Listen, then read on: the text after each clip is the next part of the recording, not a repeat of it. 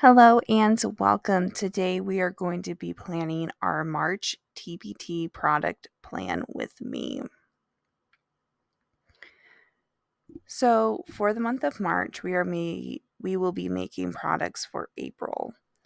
So, three things that came to mind for me personally would be April Fool's Day, Earth Day activities slash spring activities, and evergreen products. So, if we're thinking about April Fool's Day, I think anything fun would be a way to go. So, worksheets would be great. You could do worksheets that are filled with riddles and brain teasers for students to solve. These can be themed around April Fool's Day with riddles and jokes and tricks or fun scenarios.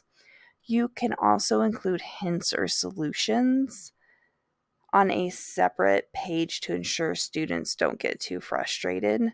I also think a maze worksheet would be fun. You could have one image at the beginning, and then you could have the ending image at the end of the puzzle, and you can get creative with it to like help maybe someone find something. So you could do something like that. And then an April Fool's Day book activity would be fun. Just off the top of my head, I know when I was younger, I really liked I think Arthur had a April Fool's Day book that I really enjoyed. So you could do a activity paired with that book. So you can do a book suggestion and then an activity that goes along with the book. There are tons of things that you can do for Earth Day and spring. I feel like all of these ideas kind of go together. So, if we're thinking about an activity pack, you can do a comprehensive activity pack filled with worksheets, games, puzzles, and crafts that all focus on Earth Day and environmental awareness. So, these activities could include recycling sorting games, nature scavenger hunts, and eco friendly craft projects using recycled materials. And I think that the Earth Day classroom decor goes hand in hand with kind of the activity pack. So you could do a set of Earth Day themed classroom decor materials, including posters, banners, bulletin board kits, and labels. I would use vibrant images and inspiring messages to decorate the classroom. I think that would be fun because it promotes environmental awareness. And then I feel like this kind of goes hand in hand, but I think a sorting game that you could like mount to the wall would be good. So you could do a whole game around recycling, throwing things in the trash, and even if you wanted to do more, you could do composting. So, you could have a recycle bin, trash bin, and a compost bin. And then you could have graphics of things that all fit into each of these categories.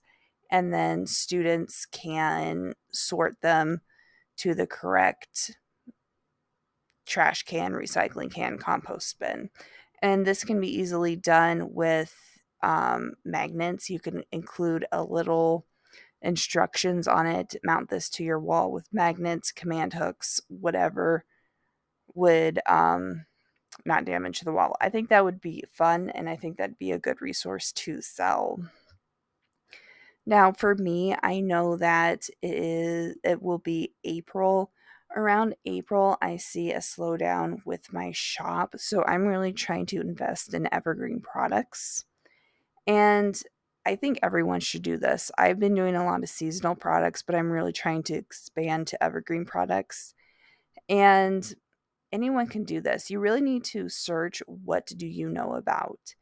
And when I'm doing this, I literally sat down and I personally thought, like, what do I know about? What are things that I enjoy learning about or I have knowledge in?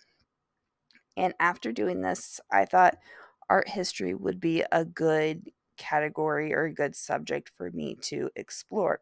So, in my undergraduate degree, these are some of the classes that I took for art history. And throughout all these classes, I thought, well, I can do one lesson on pointillism and see how that goes. And then from there, I can create worksheets, I can create art activities, and we can explore different artists and their artwork. So that is kind of how I came up with my first like evergreen product. But I think that anyone can pretty much do this, and I think that you should really examine, because sometimes we overlook things that we have a lot of experience in or a lot of knowledge in. So hopefully you found this video useful. If you did, please hit the subscribe button, and I will see you next week.